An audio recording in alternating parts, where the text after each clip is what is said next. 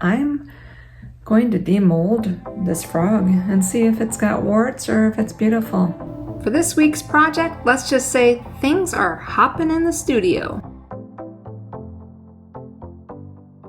In the last video, I showed you how I used this lizard mold to create this fun little colorful lizard while demonstrating my new air purifier by Resiner. I've got to tell you, this is a must-have in the resin studio.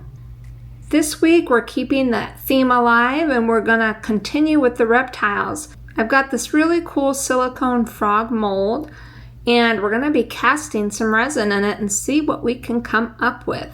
I'm going to use 2 different epoxy resins in this project.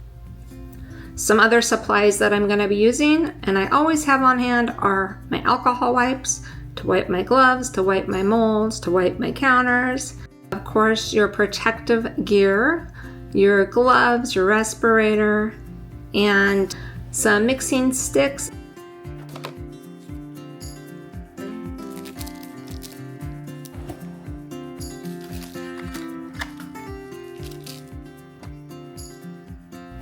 And after watching the movie Wicked with my granddaughter, I was inspired to make kind of a Emerald City themed toad.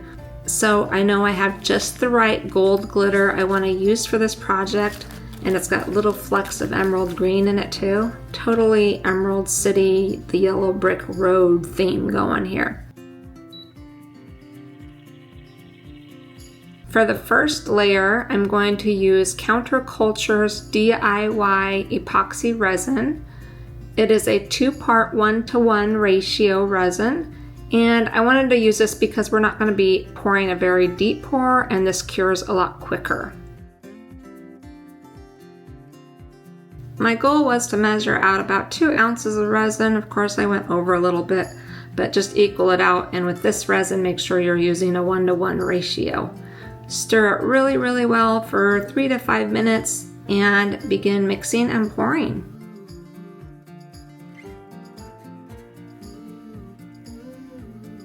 Separating out just a little bit of resin from my other to add some more glitter in later. I wanted to create kind of a clear layer for the first pour. In hindsight, I wish I would have done this in 3 layers, but I was being really impatient. You'll learn that about me, I'm very impatient, which isn't really a good thing when you're working with resin, but hey, here we go. So I poured my first clear coat down into the bottom of the frog, not very deep, and then I'm hoping that this glitter will just mostly float on the back of the clear. I know some of it's gonna sink, but hoping it'll float. This glitter's phenomenal.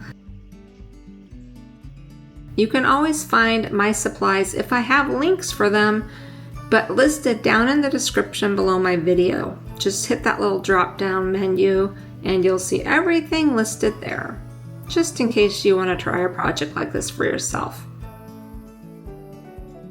Now that I've got his backside done, I'm going to start pouring some into his toes. My idea is that I want his back and his toes and some of the little upper parts of his legs to be clear with the gold showing through. Now I'm adding in that glitter to my excess resin, and I'm going to start pouring that down into the toes and let it kind of drip down into his legs a little bit. Now I don't want to fill the whole thing up with clear, I just want to see a little bit of that sparkle. I was inspired to create one of these after I watched the channel Pouring Your Heart Out. She made the cutest casted frogs that I've ever seen. Now I know mine isn't going to look as good as hers, but I thought it would be fun to at least give it a try and show you how I go about doing it. I use my alcohol wipe to wipe off the excess resin. It'll just make things a lot easier when I'm demolding this little guy. I realized that I want the toes to be much more golden. I went ahead and just sprinkled some of the gold glitter right into the toes, and it stuck perfect to the resin that I already put down, and it didn't sink down into the rest of the mold, leaving him gorgeous little golden toes. And again, wiping that off, cleaning it up.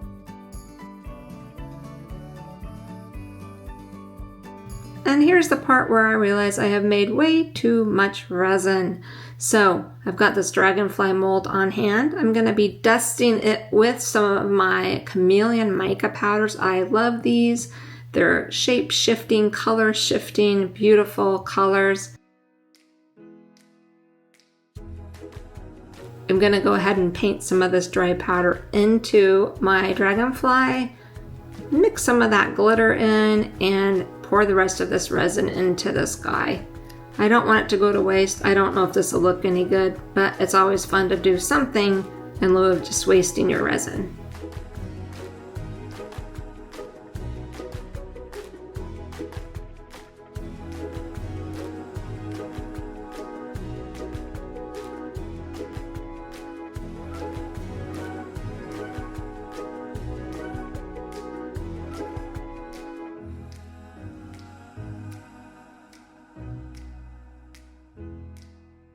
Now that I've got that done, it is time to let these sit for 24 hours. The next day you can see that my resin has cured, it's nice and hard. So I think that what I'll do is I'll put a coat of UV resin on it, the front of it, to give it a good seal and to make it glisten and glow a little bit more, and we'll find a home for it later. All right, onto our frog. I love that most of the glitter looks like it's stayed to the back where I wanted it, and it's cured really nice. And now we're going to move on to our casting resin.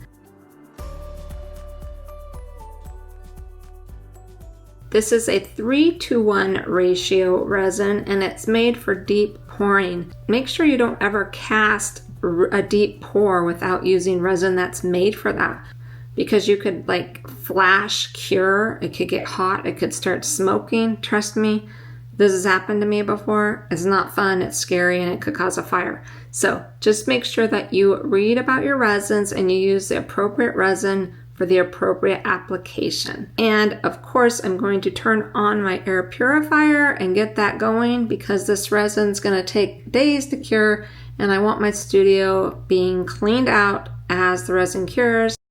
For this project, I'm going to mix and match my mica powders. I'm going to use some Arteza. I'm also going to use some of my chameleon powder and maybe a little bit of this shamrock powder too. I'm not sure. I just get out what I think I might want, and then I mix and blend until I get the color that I want. And that's exactly what we're going to do here. This is the fun part, when you can just mix and play.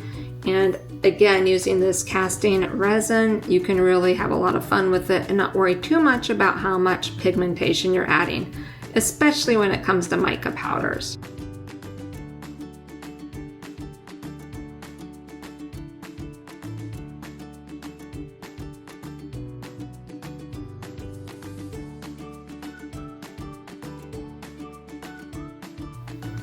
I go from a little too green to I want a little bit of that gold to I want a little bit more of that green, and back to adding a little more turquoise in.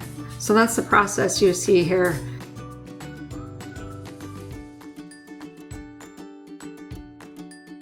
I've got to say, there's nothing more satisfying than stirring and mixing these mica powder pigments into your resin and watching the swirls and colors combine and shift. I think this is about the right color that I want for my emerald froggy, so we're gonna start pouring. You can pour up to about 4 inches thick with this casting resin.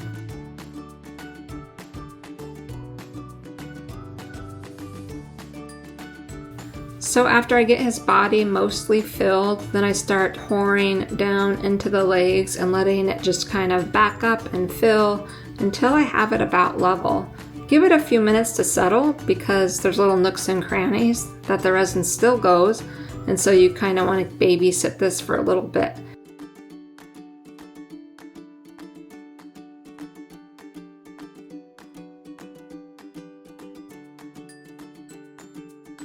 You can see there's a lot of bubbles on the backside. I start to heat them and pop them, but I'm thinking this is the backside of the frog. No one's gonna see that, so who cares? So I just let it go, and all of those bubbles on the backside end up disappearing on their own. All right, our frog is ready to cure. We will be back.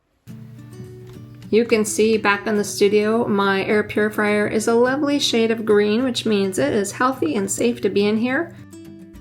It is 48 hours later. This froggy took some time to cure, and it's probably gonna cure for another 24 hours completely, but I kind of have a feeling it's not gonna be as beautiful as I wanted it to be.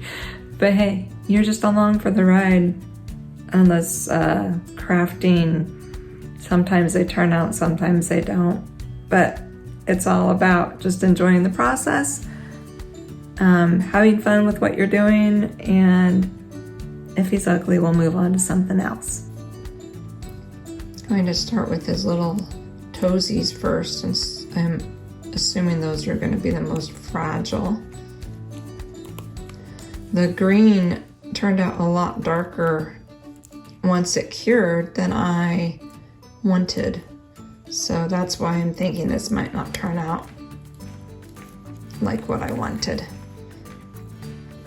And you can see where there is some little bubbles there, but it just looks like little warty froggy bits. No biggie. Frogs aren't perfect, just like we're not perfect. Okay, I've got, from watching other people's videos, I think the head is the hardest part to get out of this mold, so I'm just gonna work slowly around, loosening up all his little toes. I love his little toes. Try not to break any off. All right, now let's get his head out. Oh, that's not hard at all. Now you can see this needs some sanding. If I decide to care that much, I might just go throw them in the garden. And you can see where there are some bubbles, but it's a frog. That could be warts. All right, we're both gonna look at this at the same time. Flipping him over. The only thing I wished was I forgot to give him eyes, so I might have to paint some eyes on him. I think I'm gonna take him out in the sunlight to show you guys. See if we can get a better idea of him. Hey bud, do you want a froggy friend? Huh? Do you want a froggy friend? One of our resident lizards. All right, let's take him out in the sunshine so you can see the sparkle. So there you have him. I do love his little toes. You know, I need to get more patient when I'm pouring because I could have done a lot better job with this. But I think he's still cute enough to throw out in the garden with the other real lizards and frogs that are living out there. All right, he has a home by the lemongrass. Onward and upward, onto the next project. Have a great day. Happy creating, everyone.